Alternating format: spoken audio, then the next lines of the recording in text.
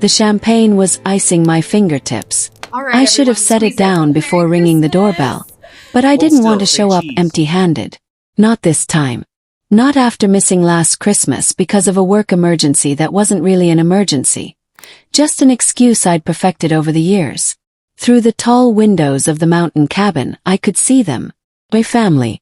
Gathered in a loose circle near the stone fireplace, laughing at something I couldn't hear. The golden glow from inside looked warm. Inviting. Like a scene from a holiday card. I knocked.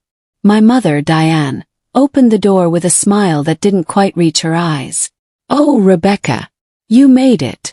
Not "we're so glad you're here." Just acknowledgement, like I'd completed a task. "I brought this," I said, holding up the bottle. "French. Expensive. The kind you save for something that matters." She glanced at it the way you glance at junk mail. "That's sweet. Just set it in the kitchen." I stepped inside. The air smelled like cinnamon and pine, but underneath it was something stale. Something I couldn't name yet. My sister Vanessa was perched on the arm of the couch, her hand resting on her fiancé Trevor's shoulder. He was mid-story, gesturing with his hands, and everyone was leaning in. My father Richard, Uncle Paul. Even Diane had drifted back to the circle, forgetting I was still standing in the entryway holding a gift no one wanted. I set the champagne on the kitchen island next to a half-empty bag of tortilla chips. "Rebecca." Vanessa's voice cut through the room. Bright. Performative. "You're here. We were just talking about Trevor's promotion." Smiled. Waited for someone to ask how my flight was. How work was going. How I was. No one did. Instead, Diane clapped her hands together. "Okay, everyone. Let's get the family photo before dinner. Richard, you stand in the back. Vanessa and Trevor in the middle. Paul, next to Richard." I stayed where I was. Waiting. Diane raised her phone. "Perfect. Everyone say family." The flash went off. I was standing 6 feet away. Outside the frame. Still holding my coat. No one had acknowledged me. The air in the room was warm, but it felt artificial. Like heat from a vent. My father gave me a distracted nod, already turning back to laugh at something Uncle Paul said. Vanessa was glowing, her hand linked with Trevor's. They were the center of the room. The gravity everyone was pulled toward. I tried to blend in. I walked over to Diane, who was arranging serving platters by the counter. "Mom," I said, holding up the bottle. "I heard about the new gallery location. I brought this to celebrate." She glanced at it. Her eyes barely registered the expensive label. "Oh, that's nice, Rebecca. Just put it on the counter over there." I set it down next to a bowl of cranberry sauce. A few minutes later, Trevor bustled in from the deck, holding a cheap bottle of sparkling cider. The kind you get at a grocery store checkout. "I brought something for the toast," he announced. Immediately, Diane clapped her hands. "Wonderful. Richard, get the glasses." My bottle sat untouched. Diane raised her glass, her voice full of warmth I hadn't heard directed at me all day. "I want to make a very special toast," she said, beaming at Vanessa and Trevor. "To the newest partner in our family business, Trevor." Everyone cheered. My glass stayed at my side. Partner. I was the one writing grant applications for nonprofits. I knew what a partnership agreement looked like. I also knew what our family's business books looked like. They looked like my personal bank account. Vanessa leaned in and kissed Trevor's cheek. "And we have to thank him," she gushed, "for finally getting that broken old deck fixed. He supervised the whole thing." Trevor gave a modest shrug. "Happy to help, Diane. It's solid now." Diane looked at him like he'd just built the place by hand. "We just appreciate it so much. It's so good to finally have someone around who knows how to get things done." Cold, sharp clarity hit me. I had paid the final invoice for that deck repair 11 days ago. The contractor sent the receipt to my email. I stared at Trevor, this marketing consultant who probably couldn't tell a hammer from a screwdriver, soaking in the credit for the check I wrote. And that's when I understood. It's what they call the competence trap. It started when I was young. Vanessa was the visionary, the creative spirit. I was the practical one. Sounded like a compliment back then. When Vanessa had a brilliant but completely unprofitable idea, I was the one who had to figure out the budget. When I got my first real job writing grants, Diane called me crying about a supplier bill for their little gift gallery. "You're just so good with numbers, Rebecca," she'd said. So I paid it. Then it was the utility bill for the gallery.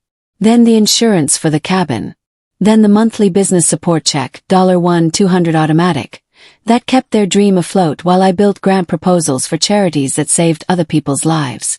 I thought being the practical one meant I was strong. I thought it meant I was the reliable foundation of the family. But sitting there, watching them toast Trevor for spending my money, I realized practical was just their word for useful. In a family like mine, competence isn't a gift. It's a punishment. They don't see your sacrifice as love. They see it as your utility, your function. The moment you become good at fixing things, you become responsible for everything that's broken. My value wasn't in being there. It was in paying for them to be there. I wasn't family. I was infrastructure. I didn't say goodbye. No one was looking at me anyway. I slipped out the side door. My expensive champagne still sitting on the counter inside. The cold winter air hit my face, and it felt more honest than the heat in that house. I drove home in silence. The radio was off. It wasn't sadness. It was heavier than that, like a weight settling into my bones. I wasn't their daughter or their sister. I was their quiet investor. The one they never had to pay back. I was a line of credit. When I got back to my apartment, the quiet felt different. It was solid. It was mine. There was no forced laughter. No one to perform for. I didn't cry. I made coffee even though it was late and sat at my desk. I opened my laptop. The screen lit up the dark room with a cold blue glow. My budgeting app was already open. Family business support. It stared back at me. $1,200 a month for years. My hand moved to the mouse. Each transfer. Each month. Each time I told myself this was love. This was family. This was responsibility. My hand paused over the keyboard. Thought about the photo. About standing in the doorway outside the frame. About Diane's voice when she talked to Trevor. Full of warmth I'd never heard directed at me. I opened my banking app. I scrolled through the list of automatic payments like a surgeon identifying tumors. Family business support. $1,200 monthly. Cancel. Gallery utilities. $340. Cancel. Business fuel card, Vanessa's account. Cancel. Insurance for the cabin. $285. Cancel. Software subscriptions for the boutique. $89. Cancel. I sat there, staring at the cancellations. Each one felt like clicking a lock into place. I didn't leave a note. I didn't send a text. I just went to bed. The next morning my phone was a war zone. A stack of missed calls and texts.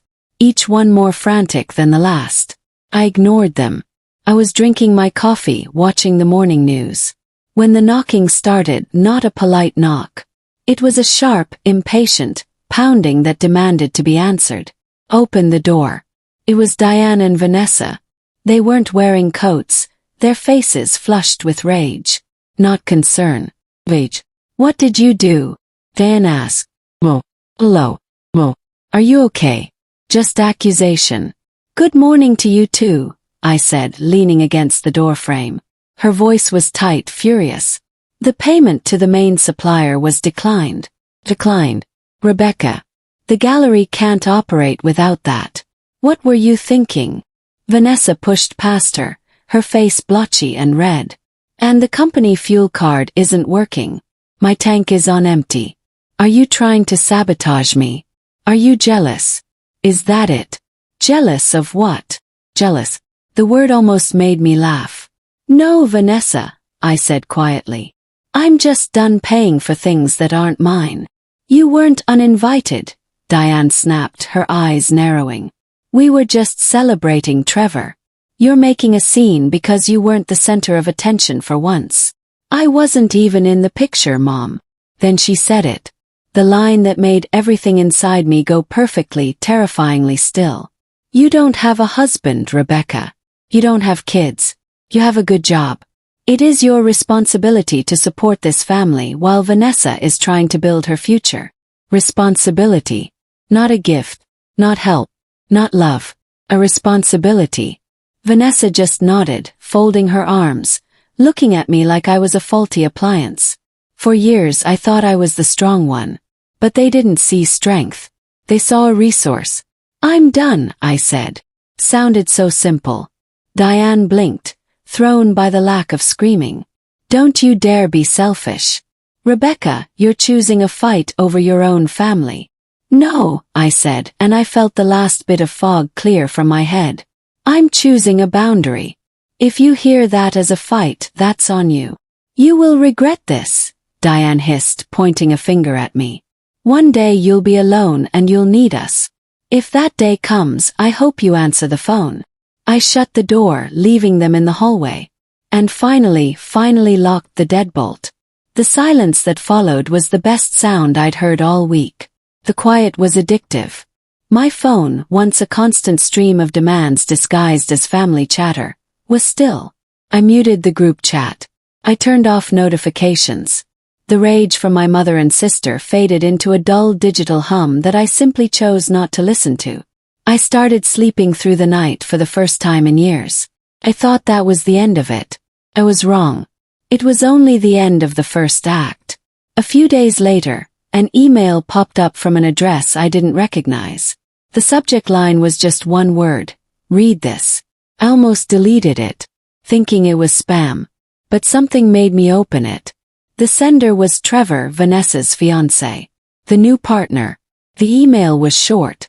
Rebecca, I can't be a part of this. I didn't know how deep it went. Sorry. Attached was a forwarded email chain. A chain between my sister Vanessa and my mother Diane. It was dated 2 weeks before Christmas. My blood went cold. Clicked it open. Vanessa's email. Trevor is getting a little soft about the finances. He keeps asking if Rebecca is okay with the new loan structure. He doesn't get it. Diane's reply. Don't you worry about Trevor. He'll get used to it. He just needs to understand how this family works. The important thing is to manage Rebecca. Just keep her paying the basic overhead, the cabin, the suppliers. As long as she's handling the small stuff, she won't look too closely at the new business filings. We can use her collateral for the larger expansion loan after the holiday. She won't even notice. Manage Rebecca. Use her collateral. She won't even notice. I read it again and again. The words blurred on the screen. This wasn't carelessness. This wasn't them forgetting me in a photo or getting carried away. This was a plan. Calculated strategy to keep me distracted with small bills while they leveraged my good credit, my entire life's work, for their own gain. The feeling in my chest wasn't just hurt anymore. It was something clean and sharp. It was the sound of the last sentimental thread snapping. The silence from them lasted exactly 1 week. Then a frantic call from my father, Richard. The first time he'd called me directly in months. Rebecca. Thank God. A pipe burst at the cabin. It's a disaster. The whole ground floor is flooded. His voice was high. Panic. Is everyone okay? I asked, my voice flat. Yes, everyone's fine. But the damage. Rebecca, we need help. The insurance won't cover it all immediately. We just need to stop the damage. We need help. Not I love you. Not I miss you. Just the ask.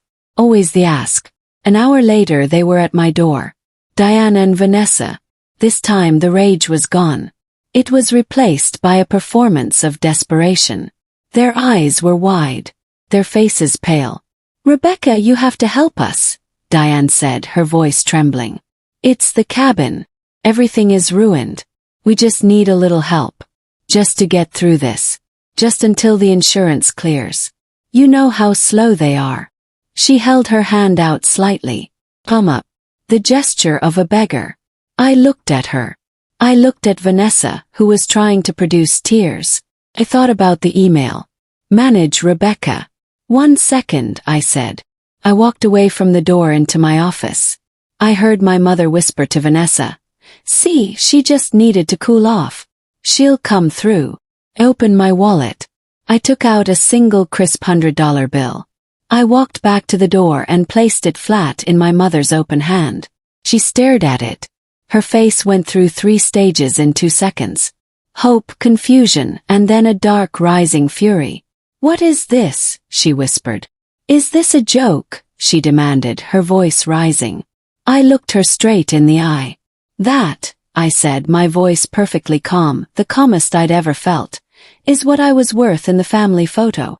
The silence that followed was so thick you could have drowned in it. Vanessa actually took a step back. That's not fair, Vanessa finally whispered. Neither was Christmas, I said. Neither was the deck. Neither was the email you sent your mother 2 weeks before. Vanessa's face went white. You are being spiteful, Diane hissed, trying to regain control. She crumpled the bill in her fist. No, Mom, I said. I'm being consistent. You wanted a partner. You have Trevor. This is just a donation. I stepped back and closed the door. Rebecca wasn't seeking revenge. She was seeking herself. A boundary not built on anger but clarity, and the quiet, enduring courage to reclaim her own worth, fully valued and fully seen. Thank you for joining Rebecca's journey. A story about knowing your value not for what you provide but for who you are. If you've ever felt overlooked, used, or invisible in your own family, know this. Your worth isn't in what you sacrifice, but in your presence. Your strength isn't measured in tolerance, but in knowing when to say enough. If their story moved you, hit the hype button and subscribe to Betrayal's Bite, where family bonds are tested and truth emerges victorious. Because sometimes the most powerful act of self-love is knowing when to protect your own soul.